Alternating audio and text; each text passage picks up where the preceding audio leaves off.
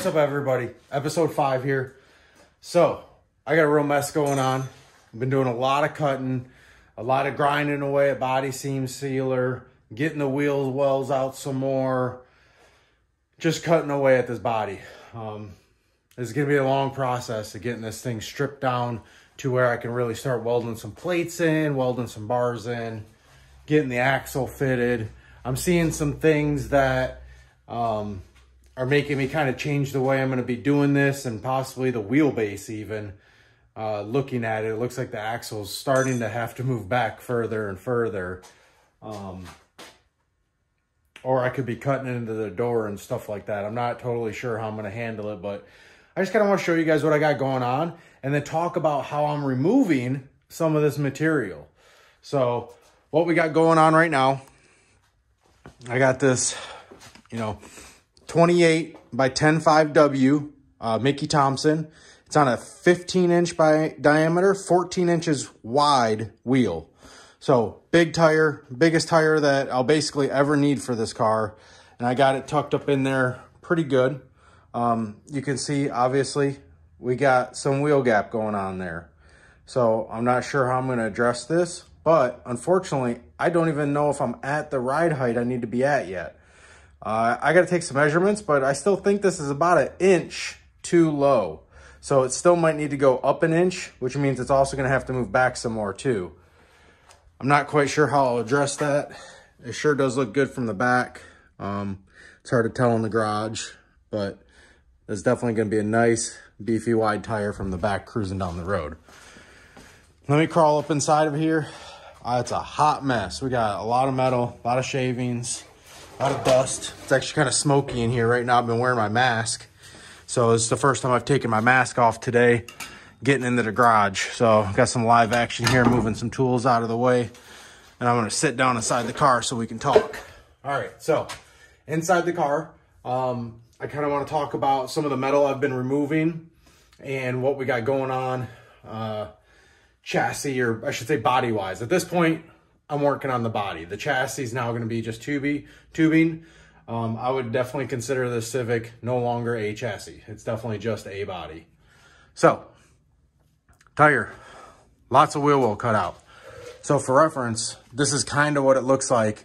The original shock would bolt here, and this wheel tub would kind of come down, spare tire well, and then like this area here is basically the back seat, okay?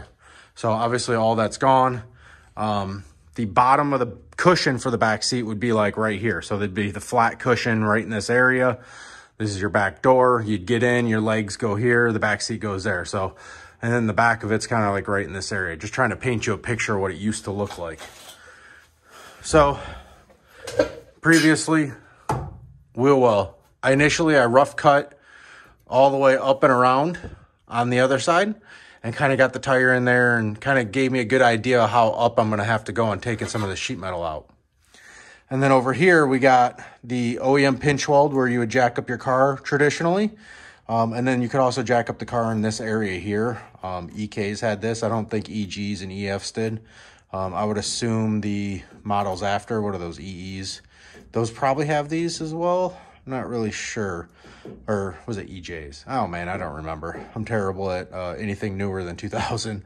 So all this metal had to get cut out. And now you can see all the seam sealer in this area. Ooh, things are sharp.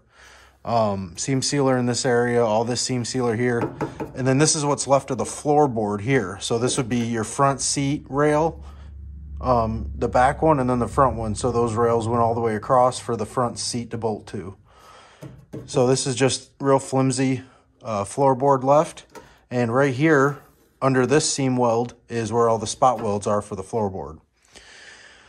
So what I did is over here, I took a heat gun. This is just a Harbor Freight Special. I've had this bad boy for, I don't know, 5 years or so, and she does great. I took a heat gun and a putty knife.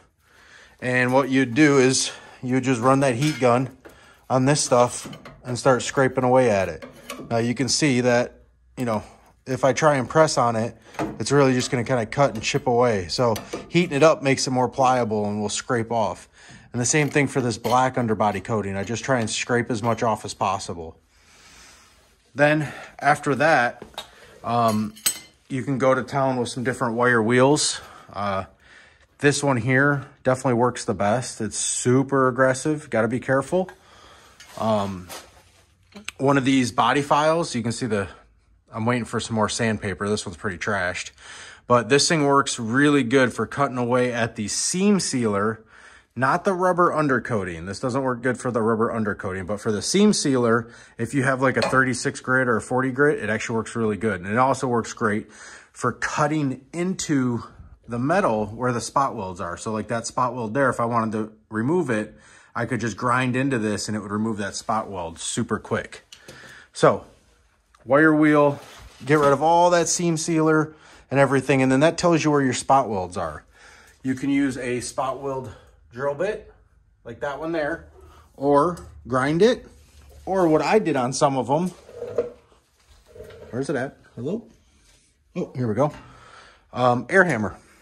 So you have to have a pretty powerful air hammer. I will admit that this one is not cheap. This isn't your average air hammer. Most people, you know, would have something Harbor Freight, Blue Point. This one here is pretty stout, but a nice sharp bit, and you can kind of just slice the sheet metal with this. It will just cut right through the sheet metal. So you can see that you can just cut through a lot of these spot welds, rip them off in areas that it doesn't matter if it's super clean. This is the quickest way with an air hammer. But if you need clean removal of the spot welds, you have to drill it or you have to sand it, okay? If you're just needing to do it quick and dirty like I was in this area, air hammer. And the reason why in this area I can do it quick and dirty, okay? Because what I'm doing here is I'm just gonna get to the point where, sorry, I gotta take these gloves off. They're falling off now. Gloves aren't great for touching sharp metal. So once you get all this stuff off, even though the air hammer definitely cut a couple holes in here, this is fine for what I'm doing. I'm gonna come in here and TIG weld all these seams. I'm gonna TIG weld this plate on here, TIG weld this right here, and then I'm actually gonna put some 1/8 inch steel right here to reinforce this area. You know, I'll probably go from somewhere in here to, I'm not quite sure, somewhere probably up in here. I don't need to quite go up this high, I don't think, but I definitely wanna go from the pinch weld forward. This back here will probably get cut. So this hole here, I won't worry about. This whole area will probably get cut away. So that piece is probably fine. If it doesn't get cut away, what I'll probably end up doing is folding it forward and basically welding and boxing in this whole area here. This is like the rocker and the back, you know, the front of the rear fender. So TIG weld all this up. I'm gonna plate this.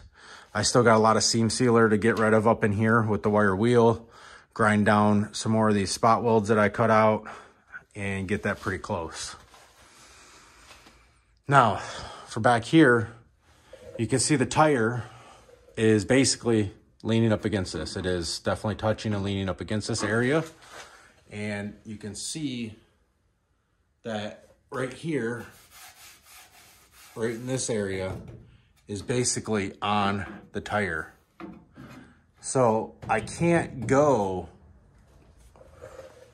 this way any further without cutting into the rear door area. It's an option. It's a ton of extra work. I've seen people do it. I think at the end of the day, either leaving the car a little bit higher or moving the axle back some more so I can go up to where I need to go up. If I get the tire into this flat spot up in here, it's a little bit easier.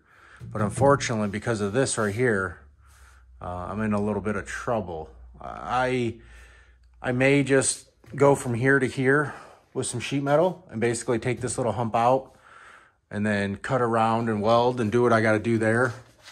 And then I think all I would have to do is notch the door a little bit. So I may do some of that. Unfortunately, it's just adding a lot of work. But this is the foundation that's really going to make this car fantastic. So right now it just looks like a mess because it is.